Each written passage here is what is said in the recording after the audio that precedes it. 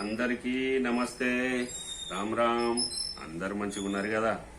ఇలా మళ్ళీ కొత్త ముచ్చటితో వచ్చిన గీ ఇంటోళ్ళు చూసినావా, వాళ్ళు ఉడతలకు పిట్టలకు వాళ్ళు రోజు ఇంతకుముందే కాలం లోపల వెనకటి కాలం లోపల ఏంది అంటే కట్టెల పొయ్యి వంట చేసినప్పుడు ఇంత అన్నం వండంగానే తీసి అగ్గిదేవునికనే ఎత్తుండ్రి. ఇప్పుడు ఆ కట్టెల పొయ్యిలు లేవు, ఏవి లేవు కనుక ఈ ఇంట చూసినావా, పొద్దున అంటిన తర్వాత ఏంటండి ఇంత అన్నం తీసి ఇంత అక్కడ గోడ మీద పిట్ట గోడ మీద పెడితే ఆ పిట్టలు వస్తున్నాయి, ఉడతలు వస్తున్నాయి. ఆ పక్షులు ఎట్లా తినిపోతున్నాయి, ఆ ఉడతలు ఎట్లా తినిపోతున్నావు చూద్దాం పారా ముచ్చట.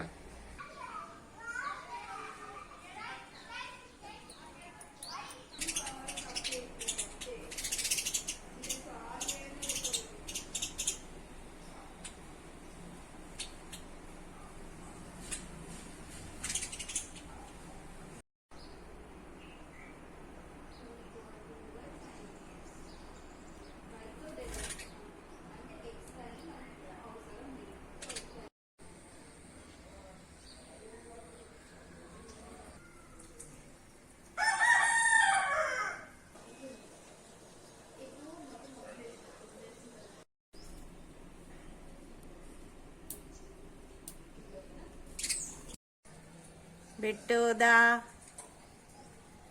ఇట్రా.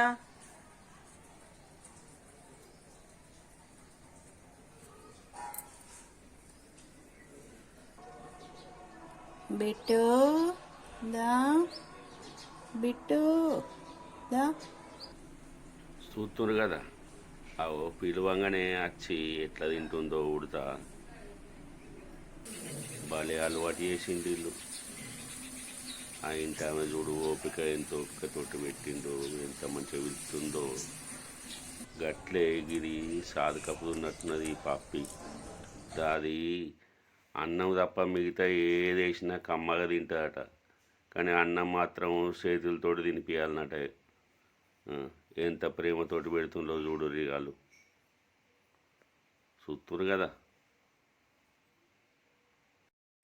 జిమ్మి, ఏం తింటున్నావు జిమ్మి?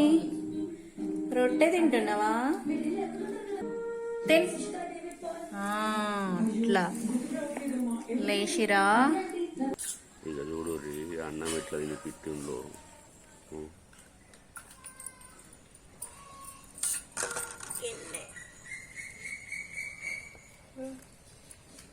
తిను సరే.